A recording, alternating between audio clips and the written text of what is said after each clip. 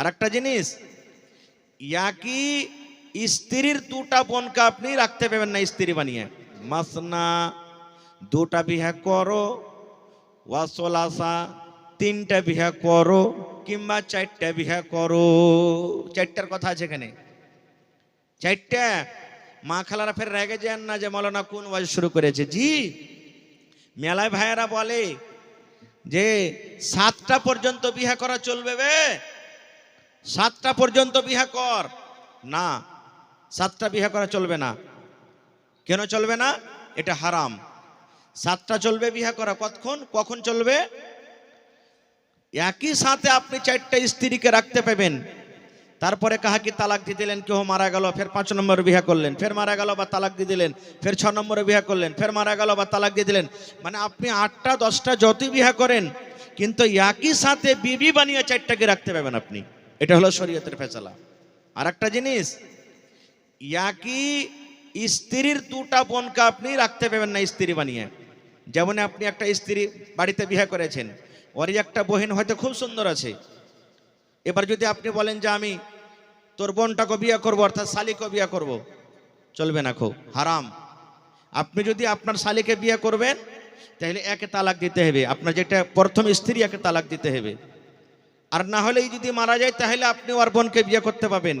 একই মায়ের দুটা বোনকে, মানে দুটা বেটিকে আপনি স্ত্রী বানিয়ে বাড়িতে রাখতে পাবেন না। এটা শরীয়তে হারাম, এটা শরীয়তে একবারই হারাম, চলবে না খুব। তো 4টা পর্যন্ত আপনি বিয়ে করতে পাবেন, এটা শরীয়তের ফয়সালা, আল্লাহর কথা। এবার আল্লাহ পরে কি বলছেন জানেন? রে দুনিয়ার মানুষ, 4টা স্ত্রী তুমি বাড়িতে নিয়ে আসবে। যদি তুমি ইনসাফ করতে না পারো, যদি তুমি ফয়সালা করতে না পারো, কাপড় সমান করে দিতে না পারো, একটার বেলাতে তুমি ভালো মন্দ খুব বেশি বেশি খাওয়াও, আর একটাকে তুমি ভালো মন্দ যদি না দাও, একটাকে তুমি যদি আদর বেশি করে করো, আর একটাকে তুমি যদি আদর না করো, একটার পাঞ্জরে তুমি বসে গল্প সহজ করো, রাত বেশি বেশি করে কাটাও, আর একটার কাছে তুমি পাঞ্জরেও যাও না, ইনসাফ যদি তুমি বরাবর করতে না পারো রে বান্দা, আল্লাহ বলছেন তোমার জন্য একটাই যথেষ্ট, তুমি একটাই বিয়ে করো। এখনকার বেশিরভাগ মানুষ, আপনাদের এলাকাতে কি আছে না আছে আমি দেখলাম আমার জীবনে কয়েকটা মানুষ তো পাগলের মতন দ্বিতীয় বিয়ে করছে, কিন্তু 2-4-6 মাস পর ওই যেটা পরে বিয়ে করেছে ওকে রিজেক্ট করে দিছে। মানে বিয়ে করার পর প্রথমটা একবারই মনে হয় ভাঙড়ি মাল হয়ে গেল, একে সাফ কর, এরকম আর স্ত্রীর দরকার নেই। 6 মাস বছর পর এবার দেখা গেল পরেকার স্ত্রীটাকে তালাক করতে হবে, ওর সাথে আমি সংসার করতে পারবো না। এবার আগেকারটাকে নিয়ে জীবনটা কাটছে। জেনে নেন, আল্লাহ রাসূল বলেছেন যার 2টা-3টা স্ত্রী বাড়িতে আছে, নবী বলেছেন স্ত্রীর মধ্যে যদি ভালো মতন সমান যদি আদর না দেয়, ইনসাফ বারবার করে করতে না পারে, নবী বলেছেন কিয়ামতের দিন ওই লোকটার পুরুষের কোমর খানটা টেঁড়া হয়ে যাবে, মাঞ্জা খানটা টেঁড়া হয়ে যাবে। আল্লাহ রাব্বুল আমিন কিয়ামতের দিন সমস্ত মানুষেরাকে দেখাবে আর বলবে, দেখো রে, এই স্ত্রীটার একের অপর বেশি স্ত্রী ছিল, একটাকে ভালোবাসত, একটাকে ভালোবাসত না, একটাকে বেশি আদর করত, আর একটাকে কম আদর করত, এই জন্য তার কোমর খানা টেঁড়া হয়ে গেছে। এই জন্য একটাই করলে বেশি ভালো, যথেষ্ট। ইনসাফ যদি করতে না পারেন, আর একটু আগে চলেন। এবার বিয়ে কিভাবে করতে হবে আমাদেরকে, কোন ধরনের বেটি ছেলেকে বিয়ে করতে হবে? আপনাকে আমি প্রশ্ন করছি হাদিসটা বলার আগে, আমরা দুনিয়াতে কোন ধরনের বেটি ছেলেকে বিয়ে করছি ভাই বলেন তো? মুলবি হোক, মাওলানা হোক, হাজি হোক, নমাজি হোক, বেনমাজি হোক, মদকর হোক, সারাবি হোক, যে কোনো মানুষ হোক, বেশিরভাগ যে বেশি বেশি টাকা দিতে পারবে, নাকি কথা বলেন না জি ভাই? যে বেশি করে টাকা দিতে পারবে, ভালো আপাচি গাড়ি, পালসার, পালসার লাই পালা, হ্যাঁ পালসার গাড়ি যে দিতে পারবে, বুল্লেট যে দিতে পারবে। কত ভাইকে দেখেছি গ্রামে বহু দেখতে এসেছে, গ্রাম থেকে বের হয়ে চলে যায়, পাঞ্জর থেকে একটা লোক বলছে তোমরা কোন দিকে ছেলে? জি, বলছে আব্দুল্লাহর বাড়ি গেছো বেটি দেখতে, বহু দেখতে। কত টাকা দেবে? 2 লাখ টাকা তো বলেছি। হ্যাঁ, আমার বেটিটাকে বহু কর না, 3 লাখ টাকা তোমাকে দেবো। ভেঙে দিলে বহু, এটাও শরীয়তে হারাম। ভাই মুসলমান, কোন ধরনের মেয়ে ছেলেকে বিয়ে করতে হবে? আল্লাহ রাসূল সাল্লাল্লাহু আলাইহি ওয়াসাল্লাম বলেছেন, তুনকাহুল মারআতু লিআরবাঈন। আল্লাহ রাসূল বলেছেন, বেশিরভাগ মানুষেরা 4টা জিনিস দেখে বিয়ে করে। যেমন আজকে বর্তমান জামানাতে আমরা 4খানা গুণ দেখি। নবী বলেছেন 4খানা জিনিস দেখে, 4খানা সিফাত দেখে, গুণ দেখে মানুষেরা বিয়ে করে। 1 নম্বরে নবী বলেছেন লিমালিহা, মানুষেরা মেয়েটার মাল দেখে, তার বাপের কাছে মাল আছে কিনা, জমি আছে কিনা, 4 চাক্কা আছে কিনা, বাজারে দোকান আছে কিনা, রোডের পাঞ্জরে জবান দোকান আছে কিনা। নবী বলেছেন 1 নম্বরে মানুষেরা মাল দেখে। 2 নম্বরে নবী বলেছেন ওয়ালি হাসাবেহা, মানুষেরা তার বংশ এবং খানদান দেখে। মেলায় মানুষ বলে গ্রামের যে শের মানে মোটা পাটি বড় খানদান, মানুষেরা কথাতে কথাতে বলে হবে এক একটা কুটুম গলা গাঁ ঘরে কর না, টাইম হবে তখন লাঠিতে সাহায্য করবে। এই যে বংশ খানদান দেখে বিয়ে করে। 3 নম্বরে নবী বলেছেন ওয়ালে জামালেহা, দেখতে সুন্দর আছে কিনা, যাকে বউ করবেন দেখতে সুন্দর আছে কিনা, রূপ চেহারা ভালো আছে কিনা। 4 নম্বরে নবী বলেছেন ওয়ালে দীনহা, যাকে বিয়ে করবেন দেখেন 4 নম্বরে তার মধ্যে দীনদারি আছে কিনা।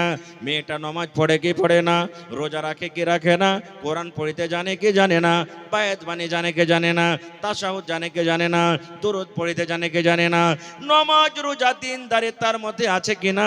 নবী বলেছেন 4 নম্বরে তার মধ্যে দীনদারি দেখো। 1 নম্বরে মাল, 2 নম্বরে খানদান, 3 নম্বরে সৌন্দর্য, 4 নম্বরে কি দীনদারি। এবার আপনারাকে বলি 4টে যদি গুণওয়ালি মেয়ে ছেলে দেখতে যান তা হাজারে একটা পাওয়া যাবে নাকি?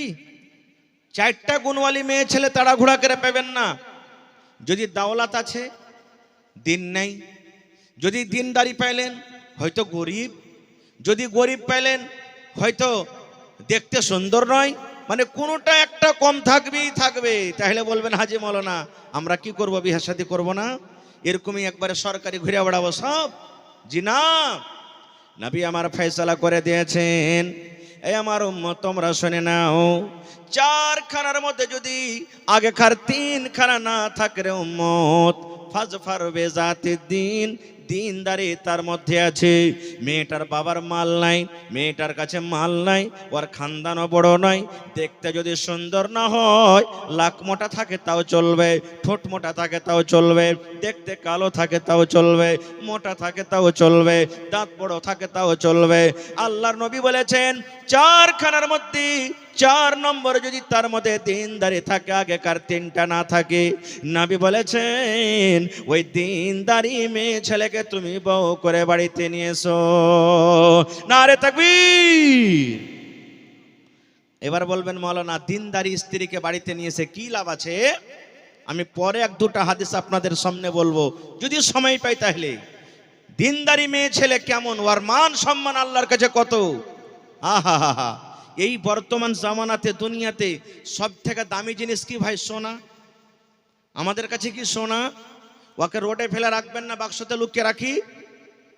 জোরে বলেন লুকিয়ে রাখি, কুঠিতে লুকিয়ে রাখি, মায়েরা খালারা নাকে কানে দিয়ে লুকিয়ে রাখে, এত দামি জিনিস। কিন্তু বন্ধুরে নবী আমার 1400 বছর আগে এলান করেছেন আদ-দুনিয়া কুল্লুহা মাতা ওয়া খায়রু মাতা'id দুনিয়া আল মারআতুস সালিহা। আল্লাহ নবী বলেছেন দুনিয়াতে যত সামান আছে, মাল আছে রে, সমস্ত মাল থেকে হলো কি দামি জিনিস। সোনা একটা দামি জিনিস, চাঁদি একটা দামি জিনিস, হীরা মুক্তা একটা দামি জিনিস, এই যে জমিন জায়গা দামি জিনিস, লোহা দামি জিনিস। আল্লাহ নবী বলেছেন সমস্ত দামি জিনিসকে তুমি যদি একদিকে রেখে দাও, সোনা চাঁদি দানা পানি যত আছে একদিকে রেখে দাও, আর একদিকে যদি নেককার স্ত্রীকে রেখে দাও, নবী বলেছেন তোমার সোনা এবং চাঁদের থেকে দামি জিনিস আল্লাহর নিকটে আল মারআতুস সালিহা, একজন নেককার নারী, নেককার স্ত্রী। নেককার নারী, নেককার স্ত্রী হলো সব থেকে আল্লাহর নিকটে বেশি দামি। কেমন করে দামি আমি পরে ইনশাআল্লাহ আপনাকে উদাহরণ দিয়ে বুঝাবো। এবার একটু আগে চলেন। তাইলে এখানে একটা পয়েন্ট বুঝতে পারলাম হাদিস থেকে, নেককার স্ত্রীকে আমাদেরকে তারজিহ দিতে হবে। এবারে যদি কোনো মানুষ বলে আমি বিয়ে করব না, মেলে মানুষ আছে না, বিয়ে করব না খো থেকে যাবে এরকম ভাবি, বিয়ে করে ফের কি হবে, বিয়ে করব না খো ঝামেলা হয়ে যাবে, সংসার বাড়িতে খাটাখোটা করতে পারবো না, বিয়ের যদি ইনকার করে, তাহলে ওদের জন্য কি হাদিস আছে। আল্লাহ নবী সাল্লাল্লাহু আলাইহি সাল্লামের জামানাতে 3টা লোক নবীর বাড়ি চলে গেছেন, 3জন সাহাবী নবীর বাড়ি গেছেন। কেন? নবীর ইবাদত সম্পর্কে জানার জন্য, যে নবীজি কখন নামাজ পড়েন, কখন তেলাওয়াত করেন, কখন আরাম করেন, কখন কি করেন, ইবাদত সম্পর্কে জানার জন্য 3জন সাহাবী নবীর বাড়িতে চলে গেছেন।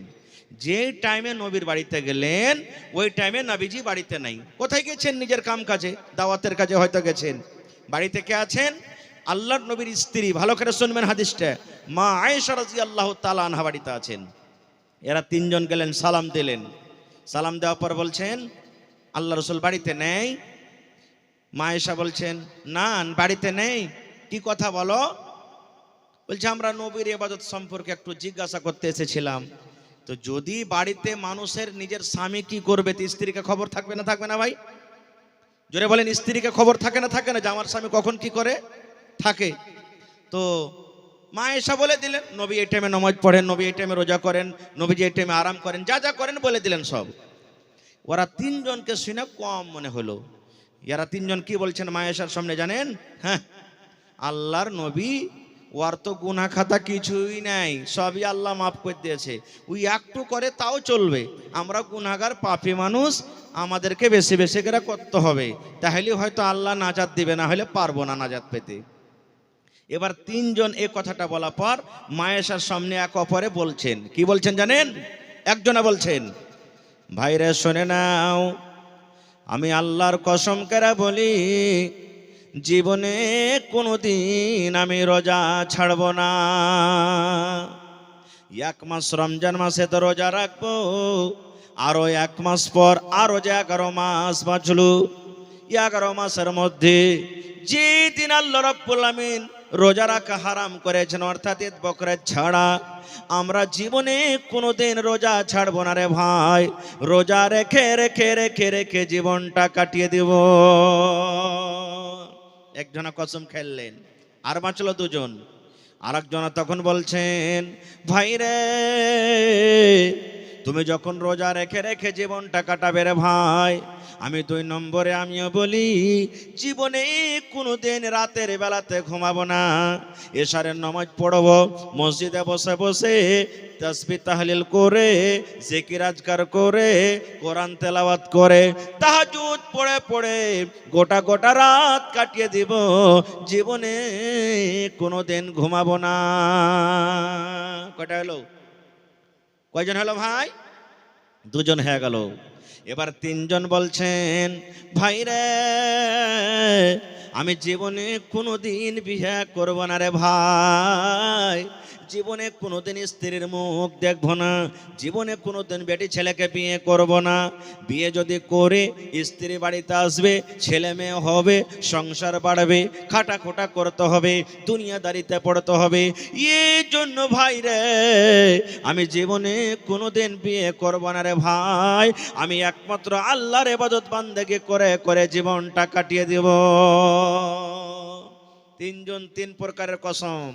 একজন কোনোদিন রোজা ছাড়বো না, একজন কোনোদিন রাতের বেলাতে শুধবো না, আর একজন কোনোদিন বিয়ে করব না। এবার দেখেন কত সুন্দর মজার হাদিস। এই কথাবার্তা বলে ওরা ওখান থেকে বাড়ির দিকে হাঁটতে শুরু করেছে। ধরেন এখান থেকে রোড পর্যন্ত একটুখানি গেছে, এরই মধ্যে নবীজি বাড়িতে চলে এসেছেন। মা আয়েশা বলছেন নবীজি আর কিছু জানেন? বলছে কি হয়েছে? বলছে ওই যে 3জন লোক চলে যায় আপনার কাছে এসেছিল ইবাদত সম্পর্কে জানার জন্য, আমি বলেছি তো ওরাকে কম মনে হয়েছে, তো ওরা এক অপরে 3জন এরকম কথা বলে গেল।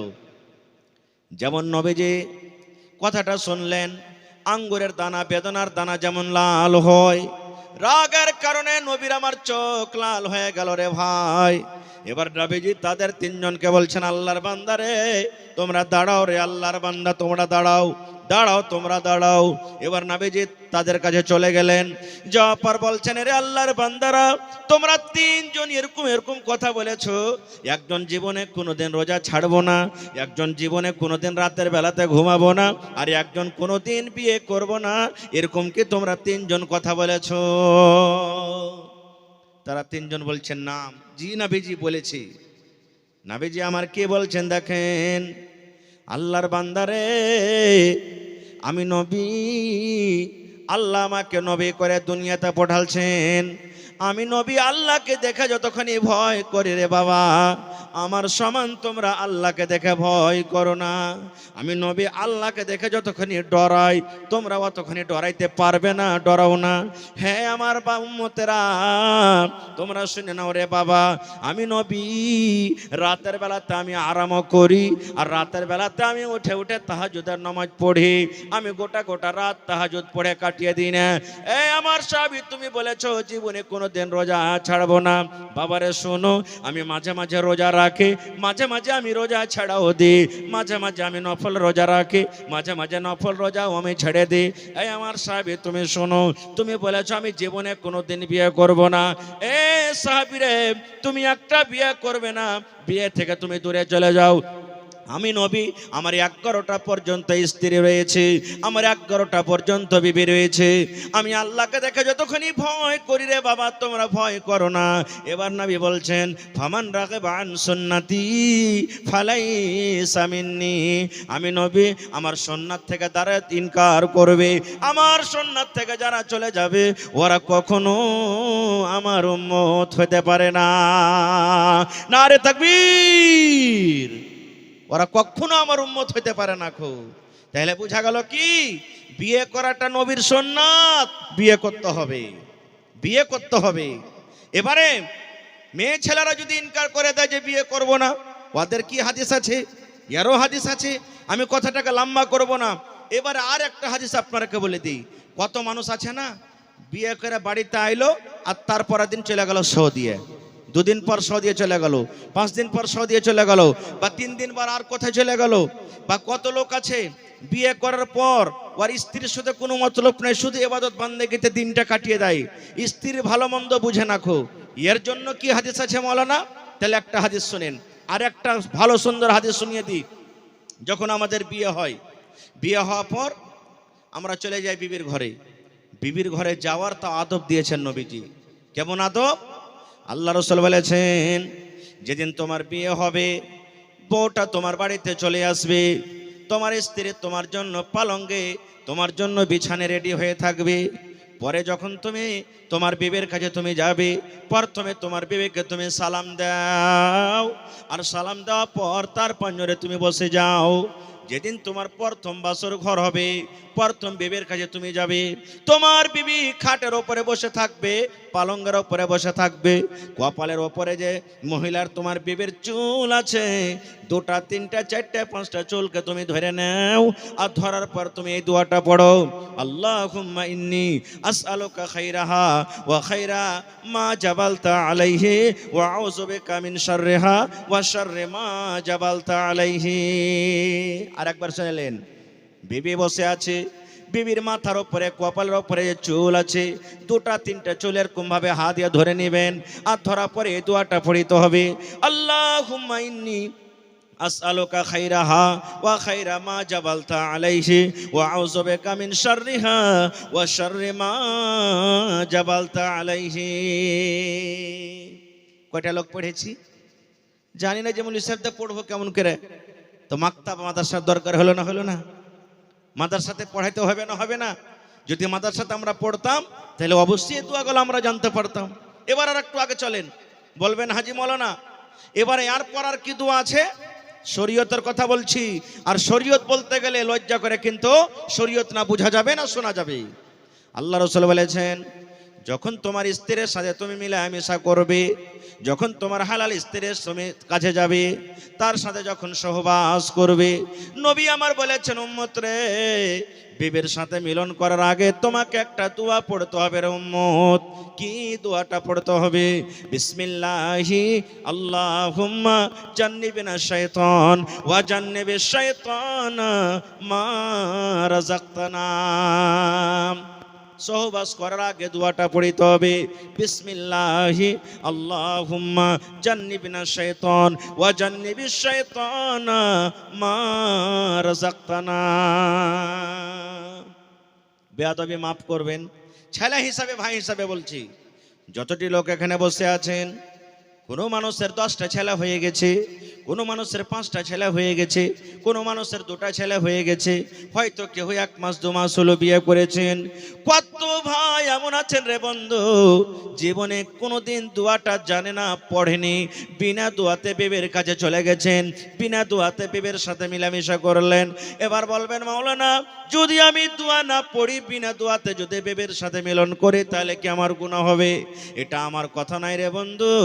নবী আমার বলেছেন উম্মত, যদি বিনা দোয়াতে তুমি বিবের কাছে চলে যাও, বিনা দোয়াতে যদি তোমার স্ত্রীর সাথে তুমি সহবাস করো, তাহলে যতবার তুমি বিবের সাথে মিলন করেছো বিনা দোয়াতে, অতবার তোমার সাথে সাথে শয়তান তোমার বিবির কাছে গিয়েছে।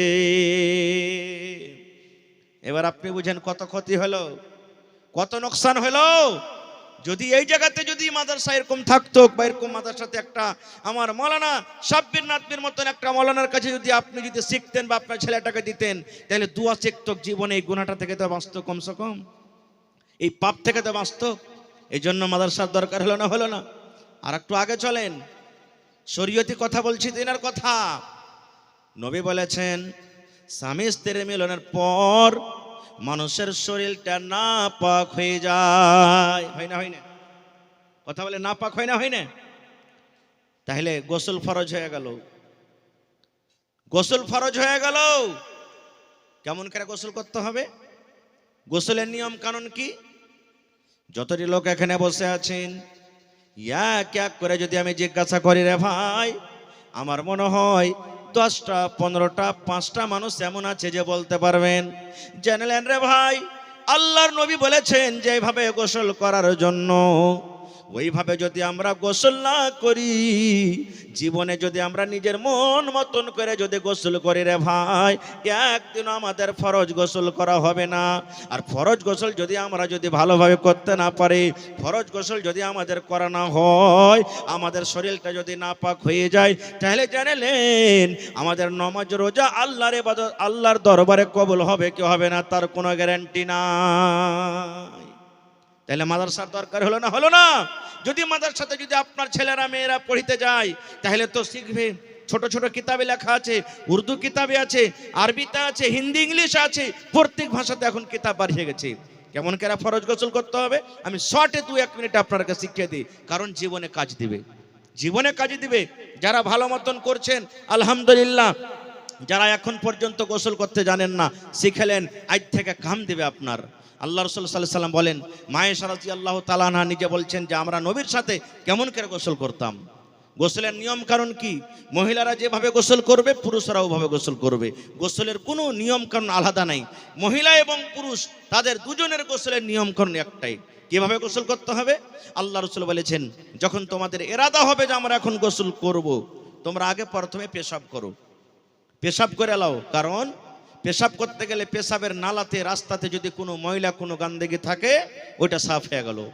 তারপরে রাসূল বলেছেন, তোমরা পেশাব করার পর নিজের লজ্জাস্থানকে, নিজের সারামগাকে তোমরা সুন্দর করে ভালো করে ধুয়ে নাও।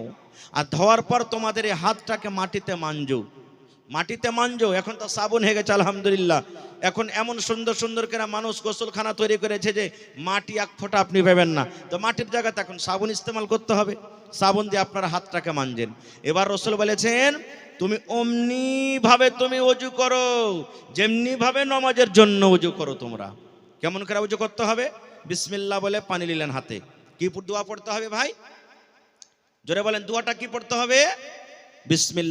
বিসমিল্লাহির রহমানির রহিম পড়িতে হবে না আপনাকে। বিসমিল্লাহির রহমানির রহিম কখন পড়িতে হবে? যখন আপনি পড়িতে লিখতে বসবেন, কোরআন পড়িতে বসলেন, দোয়া পড়িতে বসলেন, সূরা পড়িতে বসলেন, আর কোনো কিতাব পড়িতে বসলেন, তখন বিসমিল্লাহির রহমানির রহিম। চিঠি লিখতে বসলেন, তখন বিসমিল্লাহির রহমানির রহিম লিখবেন। আর বাকি যত কাম আছে, মহিলারা ভাত রান্না করবে বিসমিল্লাহ, চাল ধুয়ে দিবে বিসমিল্লাহ, ধান কাটবেন বিসমিল্লাহ, গরু বানবেন বিসমিল্লাহ, ঝাঁপ খুলবেন বিসমিল্লাহ, এরকম ভাবে প্রত্যেক কাজে বিসমিল্লাহ বলবেন। শুধু উজু করতে বসবেন, শুধু বিসমিল্লাহ বিসমিল্লাহ বলে উজু শুরু করলেন। কয়বার ধুবেন? 3 বার। বুখারী শরীফের হাদিস এসেছে যে যদি একবার আপনার যদি ভালোভাবে ধুয়ে মুকাম্মাল হয়ে যায়, একবার ধুতে পারেন। একবারে যদি না হয়, মাররাতাইনে মাররাতাইন, মানে 2 বার করে ধুতে পারেন আপনি। ওয়া সালাসা মাররাতান, 3 বারও ধুতে পারেন আপনি। কিন্তু 3 বার থেকে 4 বার আর হবে না, এটা বেশি হয়ে যাবে। তো 3 বার পর্যন্ত ধোয়া সুন্নাত। আপনি বিসমিল্লাহ বলে এখান থেকে 3 বার ধুয়ে নিলেন। আর লোক গলাকে এরকম ভাবে খুব সুন্দর করে করে লগড়াইলেন। তারপর আপনি কি করলেন? হাতে পানি নিলেন। পানি নিয়ে অর্ধেকটা মুখে অর্ধেকটা নাকে, একই সাথে আলাদা মুখে 3 বার, নাকে 3 বার নয়। আপনি নিলেন, এটা সহি তরিকা। হাতে পানি নিলেন, মুখে নিলেন আধখানি, আর লাখে আধখানি নিলে একই সঙ্গে 3 বার। এবার গাড়গাড়া করলেন, লাকটাকে সুন্দর করে ঝাড়লেন। ইস্তান হাদিসে এসেছে লাকটাকে ঝাড়লেন, 3 বার হয়ে গেল। আবার পানি নিলেন, সুন্দর করে চেহারাখানটাকে ধুলেন। দাড়ি যদি থাকে একবার পানি নিয়ে এরকম করে দিয়ে দিবেন, কারণ দাড়ির ওপর ভিজুক বা না ভিজুক, কিন্তু গোড়াখানটা ভিজাইতে হবে আপনাকে। সুন্দর করে 3 বারে আপনি ভিজিয়ে দিলেন। তারপরে ডান হাত এখান থেকে 3 বার ধুলেন, তারপর এখান থেকে বাম হাত 3 বারে ধুলেন। কেহিনিখানটা এরকম ভাবে একটু লগড়াইবেন ভালো করে। এবারে ফরজ গোসলের জন্য মাসা কিন্তু দরকার নেই। বিনা মাসা তো আপনার ফরজ গোসল হয়ে যাবে। যদি আপনি মাসা করেন, তাহলে মাসা কিভাবে করতে হবে? পানি নিলেন, হাতটাকে ঝাড়ে নিলেন। আমার হাতে কয়টা লোক আছে ভাই?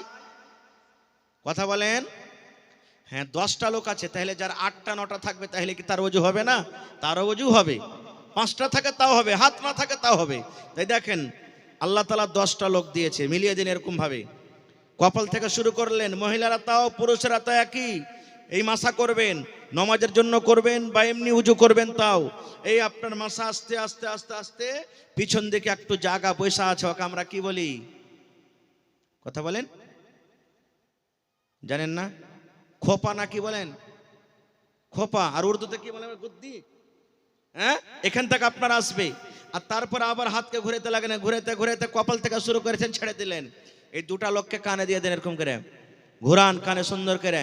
আর বুড়া লোক 2টা ভাইয়ের থেকে এরকম ভাবে মুছে দেন, আপনার মাসা হয়ে গেল। এইবারে আপনাকে পা কিন্তু ধুইতে হবে না খুব। ফরজ গোসলের জন্য পা ধুইতে হবে না খুব। এবার নবী বলেছেন 3 খাবল পানি লাও। এরকম ভাবে খাবলে পানি লিয়ার করে 3 বার মাথাতে দিতে হবে। আর চুলের ভিতর গেলে এরকম এরকম এরকম করে সুন্দর করে খুব লগড়াইতে হবে ভালো করে। ওপর ভিজুক বা না ভিজুক, গোড়া কিন্তু ভেজা চাই। 3 বার পানি নিলেন, পানি নিয়ে গোড়া গালাকে সুন্দর করে ভিজিয়ে দিলেন। তারপরে রাসূল বলেছেন, ডাহিন দিকে পানি বহাও, বাম দিকে পানি বহাও, গোটা শরীরে পানি বহাও। যখন গোটা শরীর যখন ধোয়া হয়ে গেল, রাসূল বলেছেন যে জায়গাতে তুমি গোসল করলে খাড়া হয়ে, ওখান থেকে আধ হাত 1 ফিট আধ ফিট এদিক ওদিক তুমি হেঁটে যাও। হঠার পর ডাহিন পা ধাও, তারপরে বাঁ পা ধাও। এটা হলো কি? ফরজ গোসলের নিয়ম। এবার আপনি বলেন, যদি এই নিয়মে আপনি গোসল করে থাকেন, আপনার গোসল হয়েছে। আর নিজের জীবনের গোসলকে মিলান, যদি এইভাবে আপনার যদি গোসল না হয়েছে, তাহলে ভাই যতবার জীবনে গোসল করেছেন, একদিনও গোসল হয়নি। তাহলে মাদ্রাসার দরকার হলো না? হলো না? যদি মাদ্রাসাতে আপনি তালিম নিতাম, আপনার জীবন যা হলো হলো। ছেলে মেয়ে যদি আপনার এরকম ভাবে তালিম না লায়, তাহলে এরকম ভাবে শরীয়ত কি বলছে, আমি কি বলছি, শরীয়ত নবী কি বলেছেন, আর আমি কিভাবে আমল করছি, আমার আমলটা আল্লাহর কাছে কবুল হবে? জীবনে হবে না খুব। ভাই মুসলমান, আর একটু আগে চলেন। যদি কোনো মহিলা সুন্দর করে চুল গেঁথে রেখেছে, ভালো করে চুল গেঁথে রেখেছে, মা খালারা খুব সুন্দর করে চুল গাঁথে, যদি বলে হাজি মৌলানা গোসলের সময় থেকে চুল খুলতে হবে, তাও চুল খোলার দরকার নেই। যদি কোনো মা খালার সুন্দরভাবে চুল গাঁথা থাকে, চুল খোলার দরকার নাই, কিন্তু চুলের গোড়াতে পানি পৌঁছাতে হবে। একটাও চুলের গোড়া যেন ফাঁকা না থাকে। কিন্তু ওই মা খালা হাইজ মাসিক থেকে যখন পাক হবে, নেফাস বাচ্চা হওয়া থেকে যখন পাক হবে, আর তখন যেটা গোসল করবে, ওর মাথা যদি গাঁথা থাকে, তখন কিন্তু ওই চুলের ঝুঁটি তাকে খুলতে হবে। ওকে চুল ফুল বান্ধানি থাকে মাথাতে, ওই চুলটা কিন্তু তখন খুলতে হবে। বিনা খোলাতে তখন তার কিন্তু গোসল হবে না। এ ভাইয়েরা আমার, তাহলে ফরজ গোসল নিয়ম শুনে নিলেন। এবার আর একটা হাদিস আপনাকে শোনাই। যদি কোনো মানুষ বিয়ে শাদী করার পর শুধু ইবাদত বান্দেগি করে, বিবির কাছে যদি টাইম না দেয়, সময় না দেয়, তাহলে কি তার গুনাহ হবে? সহিহ হাদিস।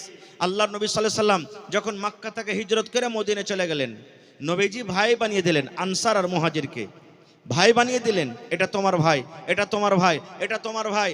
মক্কা থেকে মুহাজিররা এসেছে, বাড়ি ঘর ছেলে মেয়ে সব ছেড়ে এসেছে। এই আনসার মদিনার লোকেরা, এটা তোমরা ভাই, নিজের ভাইয়ের মতন করে তারাকে থাকো। সব সাহাবীর কথা বলবো না, একটা সাহাবীর কথা বলবো। আবু দারদা রাদিয়াল্লাহু তাআলা আনহু আর সালমান রাদিয়াল্লাহু তাআলা আনহু, নবীজি এরাকে দুটো ভাই বানিয়ে দিলেন। সালমান রাদিয়াল্লাহু তাআলা আনহু একদিনকার ঘটনা, ভাইয়ের বাড়ি বেড়াইতে গেছেন। আমরা জানি যে ভাই ভাইয়ের বাড়ি বেড়াইতে যাই কি যাই না? তো সালমান বলছেন, আমার ভাই আবু দারদার বাড়ি মেলা দিন থেকে আমি বেড়াতে যাইনি, আজ যাই আমি ওর বাড়ি বেড়িয়ে আসি। ভালো করে শুনবেন গৌর করে হাদিসটা। এবারে সালমান রাদিয়াল্লাহু তাআলা আনহু দিনের বেলাতে চলে গেলেন, মোটামুটি ধরেন 7টা 8টা 9টা 10টার সময় চলে গেলেন দিনের বেলাতে। বাড়িতে আওয়াজ দিলেন, আবু দারদা ভাই বাড়িতে আছেন? আসসালামু আলাইকুম ওয়া রাহমাতুল্লাহ। কারণ বাড়িতে ঢুকতে গেলে পারমিশন নিতে হবে, আমাদের মতন তো নয়। করে সুলেমান বাড়তেছ রে, এই করতে করতে করতে কোর্টে ঢুকে যাচ্ছি আমরা। সাহাবীর একটা আমল ছিল না, ওরা সালাম দিয়ে অনুমতি যদি পাইতেন তাহলে যেতেন। বাড়িতে গেলেন, বাড়িতে কে আছে? আবু দারদা নাই, ওর স্ত্রী উম্মে দারদা বাড়িতে আছে। মানে কে? সালমানের ভাবি হলো এটা, যাকে আমাদের ভাষাতে ভানি বলছি, বাড়িতে আছে।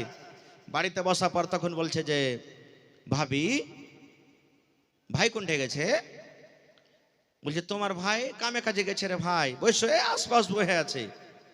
তখন সালমান বলছেন ওর ভাবিকে, ভাবি একটা কথা জিজ্ঞাসা করব, সহিহ হাদিস। বলছে কি রে ভাই? বলছে ভাবি জান, তোমাকে আমি দেখছি, তোমার মাথার চুল গলা উস্কো খুস্কো হয়ে আছে, কি ব্যাপারটা? কতদিন থেকে তুমি মনে হয় সিথা করনি, কতদিন থেকে তুমি মাথাতে তেল দাওনি, কাপড় যে পিন্ধা আছো পুরাতন কাপড় পিন্ধা আছো, নতুন কাপড় তোমার পরনে দেখতে পাই না, কি ব্যাপার ভাবি? একটু কি তুমি আমাকে জানাবে না? যেমন একটা মহিলাকে সুন্দরভাবে তৈয়ার হয়ে থাকতে হয়, সুন্দরভাবে মেকআপ করে থাকতে হয়, তোমাকে আমি ওরকম দেখতে পাই না। কতদিন থেকে হয়তো তুমি সীতা করনি, তোমার চুলগুলো আলো সালো হয়ে আছে, তোমার মাথাতে চুল নাই, তুমি সুন্দর একটা কাপড় পিন্ধানো, পুরাতন কাপড় পিন্ধা আছো, কি ব্যাপার? কে বলছেন? সালমান বলছেন নিজের ভাবিকে। ভাবি তখন কি বলছেন, রে সালমান ভাই, কার জন্য সীতা করব রে ভাই? কার জন্য আমি তেল মাখবো? কার জন্য আমি চুলে চিরুনি করব? কার জন্য আমি নতুন কাপড় পিনবো রে ভাই? আমার কাপড়টা কে দেখবে? আমার সীতা করা কে দেখবে? আমার চেহারাটা কে দেখবে? আমার নতুন কাপড় পিন্ধাটা কে দেখবে? কার জন্য আমি সুন্দরভাবে সাজা থাকবো? কথাটা শোনা পর তখন সালমান বলছেন রাদিয়াল্লাহু তাআলা আনহু, ভাবি তুমি কেমন কথা বলছো যে কার জন্য আমি সাজবো? আমার ভাই আবু দারদার জন্য তুমি সাজবে? বলছেন না রে ভাই না, তার কথা বলিস না। বলছে কেন ভাবে তার কথা বলবো না? বলছে ভাই রে, তোমার ভাইটা আমার পাঞ্জরে আছে না রে ভাই, আমার শুনে তার কোনো মতলব নাই, আমার শুনে তার কোনো দরকার নাই। এবার সালমান বলছেন ভাবে তুমি কেমন কথা বলো? বলছে ভাই রে, তোমার ভাই এমন নেককার মানুষ, তোমার ভাই এমন পরেশগার মানুষ, কোনোদিন রোজা ছাড়ে না, রোজা দিনের বেলাতে রেখে যায়। আর তুমি তো জানো যারা রোজা রাখে, রোজার হালাতে বিবির কাছে যেতে পাবে না। না পাবে? বিবির কাছে যেতে পাবে না।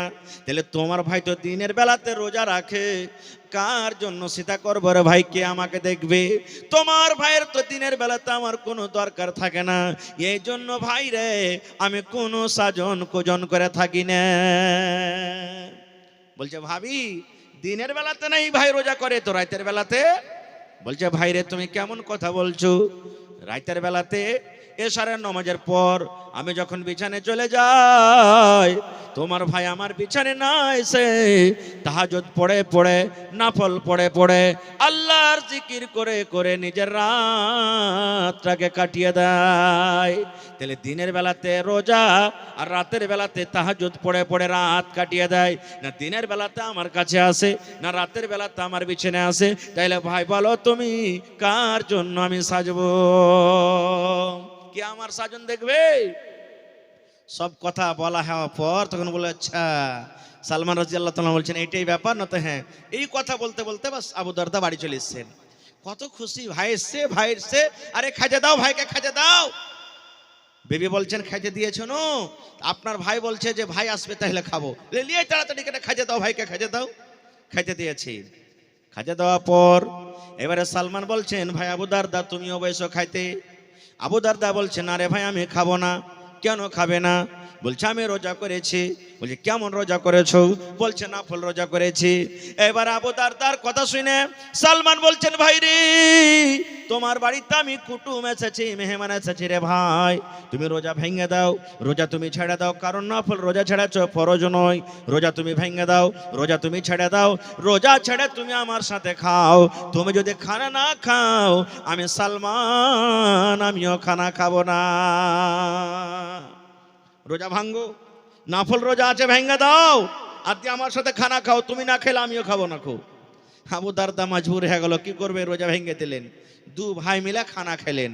হাদিস আছে নফল রোজা আপনি ভাঙতে পারেন রোজা রাখা পর, 7টা 8টা 9টা 10টা এরকম ভাবে বেলাতে ভাঙতে পারেন, কিন্তু ফরজ রোজা আপনাকে ভাঙা চলবে না। খো রোজা ভেঙে দিলেন, দু ভাই খানা খাইলেন।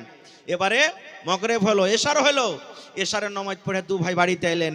আসার পর তখন সালমান বলছে, আবু দারদা সালমানকে বলছেন ভাই এই রুমটাতে তোমার জন্য বিছানা লাগিয়ে রেখেছি, তুমি আরাম করো। এবার সালমান বলছেন তুমি কোনটা যাবে? বলে মসজিদ চললো। বলছে ওগুলা চলবে না, হাত খানটাকে ধরে। যেমন আমরা জানি মানুষ যখন নতুন বিয়ে করে, যারা বয়স্ক মানুষ, নানি দাদির টাইপের মানুষ, ভাবিরা যেমন নতুন স্ত্রীকে ধরে নিজের স্বামীর ঘরে যেমন ঠকিয়ে দেয়, এই মতো সালমান বলেন আমার ভাই আবু দারদার হাত খানাকে ধরে আমি আমার ভাবি অর্থাৎ তার স্ত্রীর ঘরে আমি দিয়ে দিলাম। এবার তাকে বলে দিলাম ভাই রে আমিও তাহাজ্জুদের নামাজ পড়বো, এখনো তাহাজ্জুদের টাইম হয়নি। এই আল্লাহর বান্দা যাও, তোমার বেবি তোমার জন্য বিছানাতে রেডি হয়ে আছে, তোমার জন্য অপেক্ষা করছে, তোমার বেবির কাছে তুমি চলে যাও। এবার আবু দারদা বলেন আমাকে বিছানে দিয়ে দিলেন। ঠিক রাত 1টা কিংবা 2টা যখন হয়ে গেল, এইবারে আমার বন্ধু আমার ভাই সালমান আমাকে ডাক দিয়েছেন, ভাই আবু দারদা এখন উঠে যাও। এবার আবু দারদা বলেন আমি উঠলাম, ফরজ গোসল আমি করলাম, দুই বন্ধু তো একসাথে আমরা নফল নামাজ পড়লাম, তাহাজ্জুদ পড়লাম। এইবারে দেখেন আবু দারদা কি বলছেন। আমার ভাই সালমান বললেন এ ভাই আবু দারদা, তোমার ওপরে তোমার চোখের হক রয়েছে রে ভাই, আল্লাহ যে তোমাকে 2টা চোখ দিয়েছে, চোখে তোমাকে আরাম করতে হবে। আল্লাহ তোমাকে দেহ দিয়েছে, তোমাকে আরাম করতে হবে। তোমার বাড়িতে মেহমান এসেছে, মেহমানের সাথে কথাবার্তা বলতে হবে, মেহমানের হক আদায় করতে হবে। আল্লাহ তোমার বাড়িতে স্ত্রী দিয়েছে নিয়ামত বলে, তোমার স্ত্রী তোমার বাড়িতে এসেছে, তোমার স্ত্রী তোমাকে হক আদায় করতে হবে রে ভাই। এই আবু দারদা শোনো, তুমি তোমার বিবের যদি হককে মেরে দাও, তোমার বাচ্চার হককে মেরে দাও, মেহমানের হককে যদি মেরে দাও, পাড়া পড়োশের হককে মেরে দাও, সমস্ত হককে মেরে তুমি যদি এক আল্লাহর ইবাদত বান্দেগি করো, তাহলে এরকম ইবাদত আল্লাহ রাব্বুল আলামিনের দরবারে কবুল হবে না। যার যেটা হক আছে তুমি দিয়া দাও, তারপরে তুমি আল্লাহ রাব্বুল আলামিনের হক আদায় করো। নারে তাকবীর। হয়নি, হবে না, হতে পারে না, আমার নবীর সাথে কারো তুলনা, হয়নি, হবে না, হতে পারে না, আমার নবীর সাথে কারো তুলনা। হায়রে তুলনা তো দূরের কথা, ছায়াও মিলে না, হয়নি, হবে না, হতে পারে না, আমার নবীর সাথে কারো তুলনা, হয়নি, হবে না, হতে পারে না, আমার নবীর সাথে কারো তুলনা। ইউসুফকে দেখে যারা আঙ্গুল কেটেছে, তারা কি আমার নবীর রূপ দেখেছে? ইউসুফকে দেখে যারা আঙ্গুল কেটেছে, তারা কি আমার নবীর রূপ দেখেছে? আর দেখতো যদি কেটে দিত, আর দেখতো যদি কেটে দিত কলিজা খানা, হয়নি, হবে না, হতে পারে না, আমার নবীর সাথে কারো তুলনা, হয়নি, হবে না, হতে পারে না, আমার নবীর সাথে কারো তুলনা। নারে তাকবীর। এরকম মেলায় হাদিস আছে ভাই, মেলায় ঘটনা। তবে ভাই রে আমার সময় শেষ হতে চলেছে। মোহর কিসের হবে? কেমন মোহর লাগবে, কতটি মোহর লাগবে, বরযাত্রী কতটি যাবে, এরকম মেলায় কথা আছে। আল্লাহ হায়াত রাখে এই বিষয় নিয়ে আবার কোনোদিন আলোচনা করব। তবে আজকে যতটি বক্তব্য আমি আপনাদের সামনে রাখলাম, যতটি কোরআন হাদিস থেকে বললাম, এই সমস্ত কথা আপনি কোথায় শিখবেন? কোথায় শিখবেন? বাগানে শিখতে পাওয়া যাবে? মাঠে শিখতে পারবেন আপনি? কোনো বাগানে শিখতে পারবেন না? কোনো বাজারে শিখতে পারবেন না? এই সমস্ত কথা আপনাকে মাদ্রাসাতে শিখতে হবে, কোনো মৌলানার কাছে টিউশন করতে হবে, কোনো মাদ্রাসাতে আপনাকে বসতে হবে, কোনো মৌলানার পাঞ্জরে, তাহলে শিখতে পারবেন। তো ভাইরে, আপনাদের কাছে আমার অনুরোধ, আপনার জীবনটা এদিক ওদিকে যা গেছে তা গেছে, যতদূর আল্লাহ আপনাকে শক্তি দিয়েছেন, শিখেছেন, বানায় শিখেছেন, কিন্তু এটা নিয়াত করেন আমরা কোনোদিন আমাদের ছেলে মেয়েরাকে এরকমভাবে শরীয়ত থেকে দূরে রাখবো না, মাদ্রাসা থেকে দূরে রাখবো না, দিন থেকে দূরে রাখবো না, শরীয়ত থেকে কানা রাখবো না, সমস্ত কিছু আমরা শিখাবো। আর আপনারা জানেন মাদ্রাসা বিনা টাকাতে চলবে না ভাই, আপনাদের সাহায্যের দরকার আছে। দেশ বিদেশে আপনারা দেখছেন মাদ্রাসার পরে কত আক্রমণ, কত রকম কথা চলছে। মাদ্রাসা বন্ধ হলে আমরা শরীয়ত থেকে আমরা ইয়াতিম হয়ে যাব রে। যদি বাপ মরলে যেমন বাচ্চা ইয়াতিম হয়ে যায়, মাদ্রাসা বন্ধ হলে আমরা শরীয়ত থেকে ইয়াতিম হয়ে যাব। এই জন্য ভাই, কোরআন কয় পারা আছে? কোরআন কয় পারা ভাই? জোরে বলেন, কয় পারা কোরআন? 30 পারা কোরআন আছে। মেলায় লোক আছেন এখানে, এক পারা কোরআনের দাম 1 টাকার 1000 টাকা কেউ দিতে পারবেন আল্লাহর রাস্তে? কেউ এমন আল্লাহর বান্দা আছেন 1 মাসের বেতন একটা টিচারের দিতে পারবেন? মৌলানা 1 মাসের একটা বেতন যা লাগে আমি একটা টিচারকে দিয়ে দিব। কেউ 2 মাসের দিয়ে দিবেন, কেউ 3 মাসের দিয়ে দিবেন, কেউ 1000 ইট দিবেন, কেউ 1 ঘন্টার রড গালা দিয়ে দিবেন, কেউ এক গাড়ি ভালো দিয়ে দিলেন, কেউ 100 সেপ্টিক গেট্টি গালা দিয়ে দিলেন, কেউ 5000 10,000 দিয়ে দিলেন। আসেন তো দেখি কোন আল্লাহর বান্দা আছেন 1 পারা দেন তো 1000, 2 পারা দেন তো 2000, 5 পারা দেন তো 5000। আর যদি বলেন মৌলানা আমি 1000 করে পারবো না, 500 টাকা করে পারবো, তাই 500 দিবেন, তাহলে আধ পারার দাম হলো। তারপরে শেষের বেলাতে 10, 20, 100, 200, 500 যার আল্লাহ যেটা তৌফিক দিয়েছেন আপনি জমা করেন, কারণ আমার পর আর কালেকশন হবে না। আমার মৌলানা আব্দুল্লাহ সালিম সাহেব চতুর্বেদী মাত্র 10, 15, 20 মিনিটের মধ্যে আপনাদের সামনে হাজির হয়ে যাবে। তা আল্লাহর রাস্তা আসেন তো দেখি, এই এলাকার মানুষকে দেখবো মাদ্রাসার প্রতি মহব্বত, ভালোবাসা। মাশাআল্লাহ, এই দেখেন আমার নানাজান প্রথমে 500 টাকা জমা করে দিয়েছেন আধ পারা কোরআনের দাম। দেখি 1 পারা কোরআনের দাম দেন ভাই, কোন আল্লাহর বান্দা আছেন? কি নাম ভাই? আহা, বহরমপুর, মানে ওই বাঙ্গাল বহরমপুর নাকি? আচ্ছা, পাঞ্জরে বহরমপুর আছে, কাচনা বহরমপুর যেটা বলছে নাকি? এই দেখেন 1 পারা কোরআনের দাম নানার জন্য, নারে তাকবীর, মাশাআল্লাহ। আর মাত্র 28.5 পারা ভাই, মাশাআল্লাহ মাশাআল্লাহ। এই দেখেন আমার একজন ভাই 500, ভাই 1000 দিবেন না? পারবেন না? আহা, 2 পারা হয়ে গেল ভাই। দেখেন 30 পারা কোরআন, 2 পারার দাম পেয়েছি ভাই। ধান গালা লেখান, ভুট্টা গালা কিছু লেখান, মাশাআল্লাহ। কে দিলে ভাইটা? তাজামুল আলম কটি আছে ভাই, মাশাআল্লাহ মাশাআল্লাহ। দেখেন আমার ভাই তাজামুল আলম 5000 টাকা দিয়েছেন, নারে তাকবীর। তাহলে 5